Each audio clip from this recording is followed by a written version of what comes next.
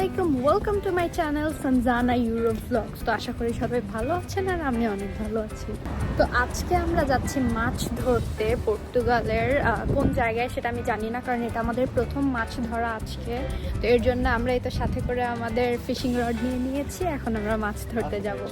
তো অন্যদিন আমরা যেরকম মেট্রোতে যাই আজকেও সেরকম মেট্রোতে যাব। তো আজকে আমরা যাব আলাকান্ত্রেতে। আলাকান্ত্রেতে গেলে ট্রেনে যেতে হবে। তো প্রথমে আমরা মেট্রোতে উঠবো, তারপরে মেট্রো চেঞ্জ করে আমরা ট্রেনে উঠবো। ট্রেনে উঠে আলাকান্ত্রেতে যাবো। তো দেখা হচ্ছে।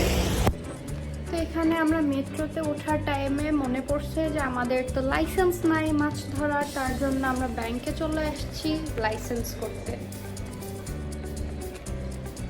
আর এখানে উনি ইউটিউব দেখে দেখে লাইসেন্স করতেছে। যেখানে আমাদের লাইসেন্স নেওয়া কমপ্লিট, এখন আমরা চলে যাব মেট্রোর জন্য।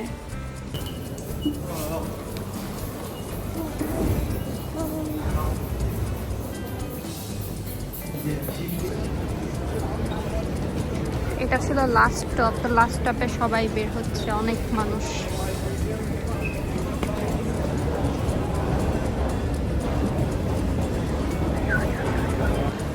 এটা হলো ট্রেন স্টেশনের গেট। এদিক থেকে এখন আমাদের সেই কার্ড টাচ করে স্টেশনের ভেতরে যেতে হবে।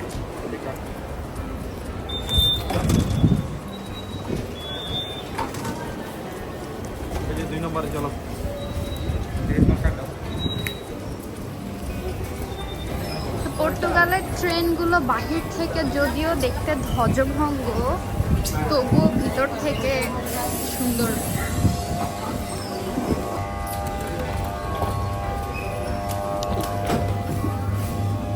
এটা হলো আমাদের ট্রেনের ভেতরে।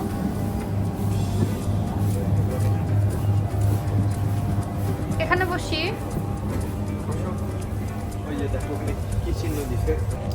তো আমরা ডিজেবল সিটে বসে পড়েছি। তো অনেক ঘোরাঘুরির পরে আমরা আমাদের গন্তব্যস্থলে চলে এসেছি। আর এই ব্রিজটা হলো 25 এপ্রিল ব্রিজ। এটা অনেক ফেমাস, তাই না? আর এর মধ্যে বৃষ্টি পড়াও শুরু হয়ে গেছে। আমাদের ভাগ্যটাই খারাপ যা মনে হচ্ছে।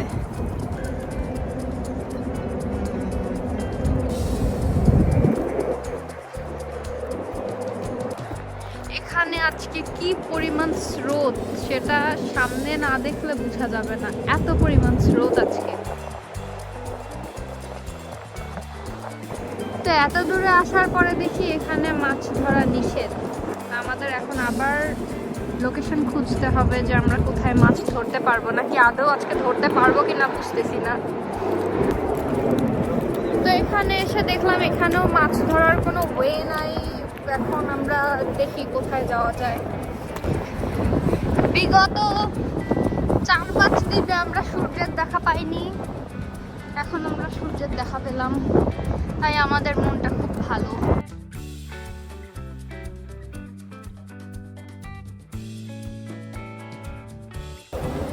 আজকে হাঁটতে হাঁটতে আমাদের এনার্জি শেষ হয়ে গেছে।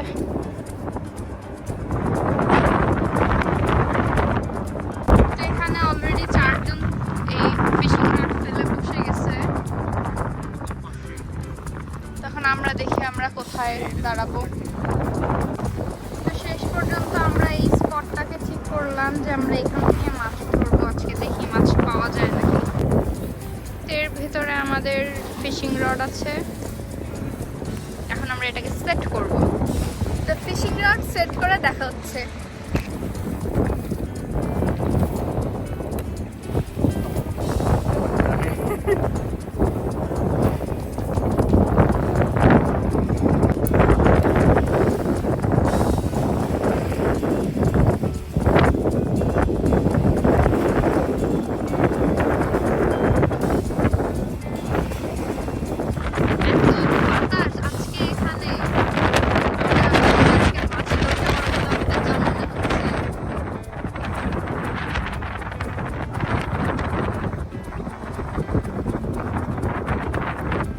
তো লাস্ট ভিডিওটার সাউন্ড শুনেই আশা করি সবাই বুঝতে পেরেছেন যে কি পরিমাণ বাতাস হচ্ছিল ওই জায়গাটাতে ওই সময়।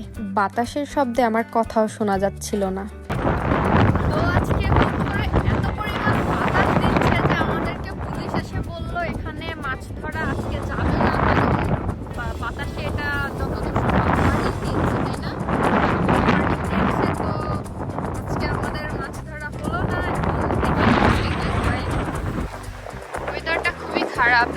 কিছুদিন ধরে ওয়েদারটা খারাপ ছিল, কিন্তু আজকে এক্সট্রিম লেভেলের খারাপ ওয়েদার।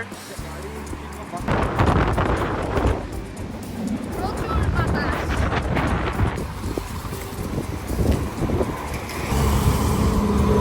এখানে আমাদের ট্রাম চলে এসেছে আর এটা অনেক বিজি।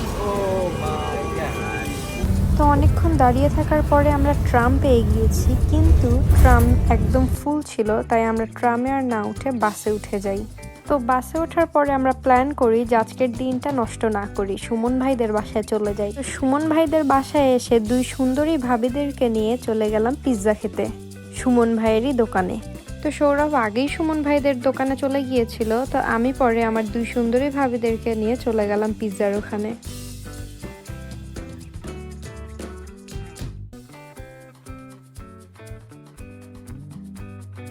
তো এখানে এই পিৎজার দোকানটা সাথে মিনি মার্কেটও দুইটাই ভাইয়ার দোকান। তো আমরা ভাইয়ার দোকানে এসে সবাই মিলে অনেক গল্প গুজব করলাম, করার পরে ভাইয়া আমাদের জন্য পিৎজা রেডি করে দিল দুইটা।